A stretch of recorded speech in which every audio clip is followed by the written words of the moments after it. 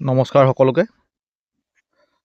আপোনালোকে আজি দেখিছে যিটো ট্ৰাম্পৰ টাৰিফৰ নিউজ আহি আছে এইকেইদিন মাৰ্কেটত, আৰু দুদিন যিহেতু মাৰ্কেট বন্ধ আছিলে, সেইবাবে চাওক আজি নিফটি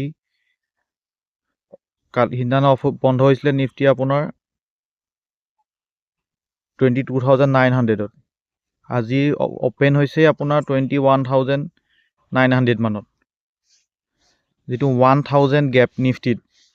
মই ট্ৰেডিং কৰা ইমান দিন হ'ল, আজি 1.5 বছৰ ওপৰত হৈ গ'ল, কিন্তু ইমান গেপ ডাউন আজিলৈকে মই দেখাই নাই।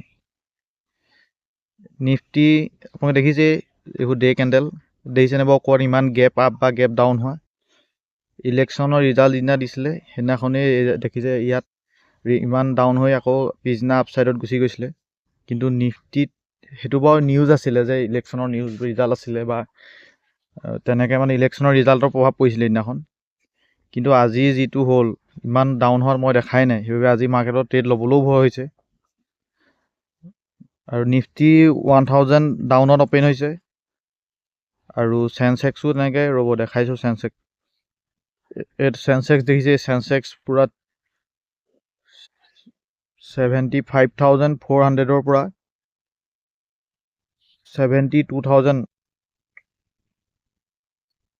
মানে আপোনাৰ 3,500 পইণ্ট ডাউনত খোল খাইছে। এইটো ছাপৰ্ট যোনটা আছিলে, ছাপৰ্টটো পূৰা ব্ৰেক হৈছে আজি।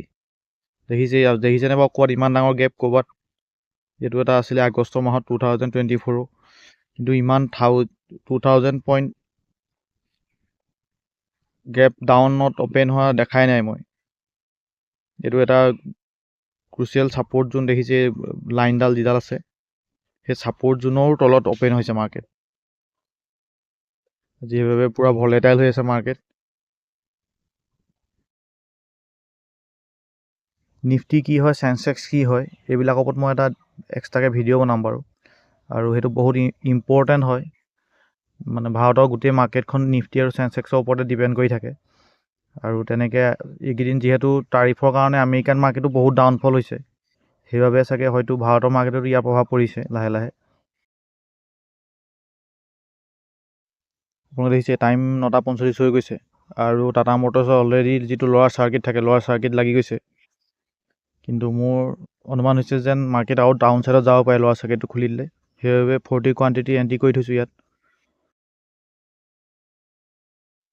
যিহেতু লোৱাৰ চাৰ্কিট লাগি আছে, মাৰ্কেট আপছাইডতো মুভ দিব পাৰে, ৰিভাৰ্চ হ'ব পাৰে, সেইবাবে ষ্টপ লছটো প্লেচ কৰি থৈছোঁ, যাতে আমি ছেফ হৈ থাকোঁ, লছটো লিমিটত থাকে। মাৰ্কেট অপেন হোৱাৰ পিছতে আমাৰ ডাইৰেকশ্যনত গৈছে, সেইবাবে মই আৰু 40 কোৱাণ্টিটি এণ্ট্ৰি কৰি দিছোঁ। টোটেল 80 কোৱাণ্টিটি হ'ল, আৰু ষ্টপ লছটো প্লেচ কৰি লৈছোঁ 80 কোৱাণ্টিটি।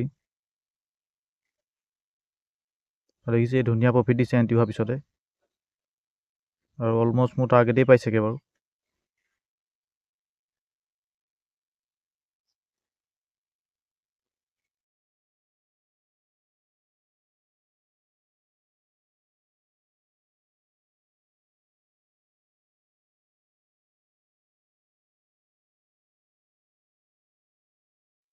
ফোন এটা আহি যোৱাৰ বাবে আগৰ ৰেকৰ্ডিংটো কমপ্লিট কৰিব পৰা নগ'ল। 451 প্ৰফিট দেখাইছিলে যদিও 450 প্ৰফিট বুক নহ'লে, আচলতে 350 মানহে কৰিব পৰা গ'ল। আৰু এনেকুৱা কিছুমান ভিডিঅ' আহি থাকিব, আপোনালোকে শিকি থাকিব পাৰিব। ধন্যবাদ।